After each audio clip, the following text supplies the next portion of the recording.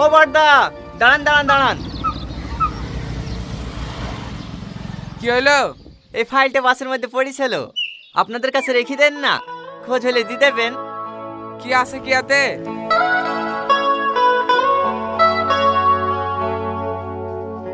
এটা মাধ্যমিকের অ্যাডমিট না? হ্যাঁ, সমস্ত ডকুমেন্টস আছে আইতে।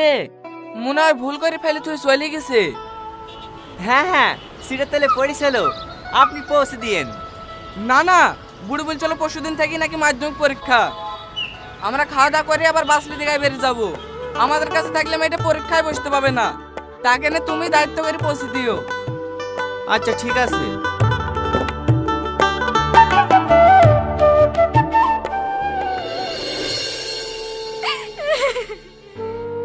আমার সারা বছরের মেহনত সব মাটি হয়ে গেল গো মা।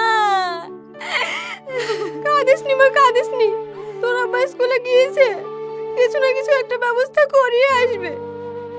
এই রীতি, ভালো করে মনে করে দেখ দিনি। পরশুদিন সকালে কিন্তু টিপুর দোকানে জেরক্স করতে গেছিলি, ওইখানে ফেলে তো আসিসনি তো?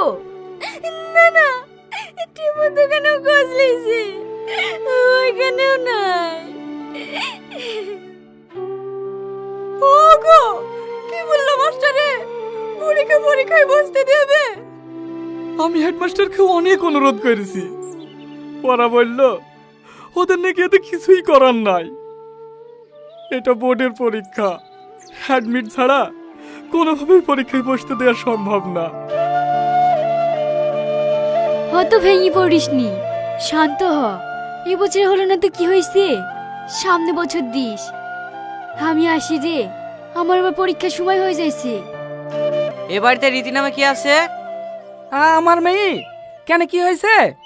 ওনার নামে একটা পার্সেল আছে। আমার নামে? হ্যাঁ, এখানে একটা সই করে দেন।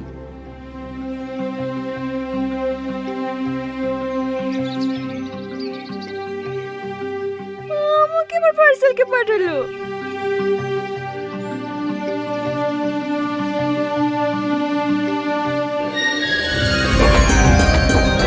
মা, এই দেখো আমার অ্যাডমিট। কই দেখি? এই দেখো, আমার সব ডকুমেন্টস আছে। আমার অ্যাডমিটটা হারিয়ে গেছিল, এই অ্যাডমিটটা না পেলে তো আজকে পরীক্ষাতেই বসতে পারতুক না। আপনি যে আমার কি উপকার করলেন, আপনাকে অনেক অনেক ধন্যবাদ। হ্যাঁ, আমাকে ধন্যবাদ জানি কি হবে বোন? এই ডকুমেন্টস গুলো পেয়ে যে দায়িত্ব করে তোমাকে পাঠিয়ে দিয়েছে, পারলে ধন্যবাদটা তাকেই দিও। আসছি বোন।